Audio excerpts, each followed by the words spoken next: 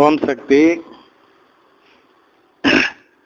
சென்னையில் நடந்த மாநாட்டிலிங்க ஒரு தொண்டர் நல்ல தொண்டு செஞ்சார். அவர் அதிகப்படியாக லீவ் போட்டதுனால அவர் வேலை செஞ்ச சீட்டு கம்பெனியில் இருந்து நிறுத்திட்டாங்க. வேலைக்கு வேண்டாமைன்னு சொல்லி வேற ஆள் போட்டாங்க. அப்புறம் அம்மாட்ட வந்து முறையிட்டார். நான் வேலை வாங்கி தரேன் போன்னு சொன்னாங்க. அதான் மாதிரிங்க அவர் ரோட்டில் நடந்து போயிட்டு இருக்கிறப்போ அவருடைய நண்பர் ஒரு மூலம் ஒரு சீட்டு கம்பெனியில் வேலை இருக்குது, நீ அப்ளிகேஷன் போடு, இன்டர்வியூக்கு போய் போன்னு சொல்லி அவர் எல்லாம் யோசனை சொல்கிறார். அதே மாதிரி அப்ளிகேஷன் போட அவங்க இன்டர்வியூ கூப்பிட்றாங்க. இன்டர்வியூக்கும் போயிட்டு வர்றாரு. மறுபடியும் வியாழக்கிழமை அன்னைக்கு என்ன ஆகுதுங்க, அந்த கம்பெனிக்கு போகும் பொழுது என்னாச்சுன்னு விசாரிக்க போகிறார்.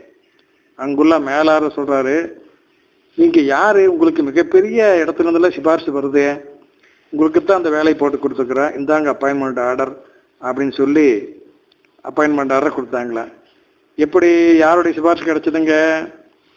அந்த சீட்டு கம்பெனி முதலாளியுடைய கனவுல அம்மா அவர்கள் குரு பகவான் சென்று, என்னுடைய தொண்டனுக்கு இந்த பேருடைய என்னுடைய தொண்டனுக்கு உன் கம்பெனியில் வேலை போட்டு கொடு உத்தரவு அப்படி சொல்லிட்டு மறைஞ்சாங்களாம். எப்படி பாருங்க, அம்மா தனக்காக தொண்டு செய்கிற பக்தர்களுக்கு எவ்வளவு தூரமெல்லாம் இறங்கி போய் வேலை செய்கிறாங்க பாருங்க சக்திகளே. அதே மாதிரிங்க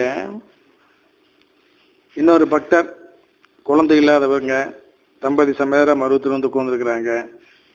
அம்மா வேண்டிகிட்டு இருக்கிறாங்க. அப்போ அம்மா அருள்நிலையில் வந்து கையில் வேப்பிலையோட வந்து மந்திரி பண்ணிட்டு இருக்கிறாங்க.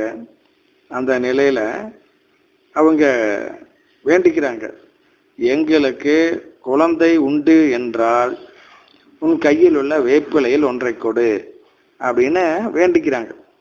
அதே மாதிரிங்க அவங்க அல்வாக்குக்கு போகும் பொழுது அம்மா அவர்கள் கையுள்ள வேப்பிலையிலிருந்து ஒன்றை அவர்களுக்கு கொடுத்தார்களாம். எப்படி பாருங்க சக்திகளே. ஓம் சக்தி.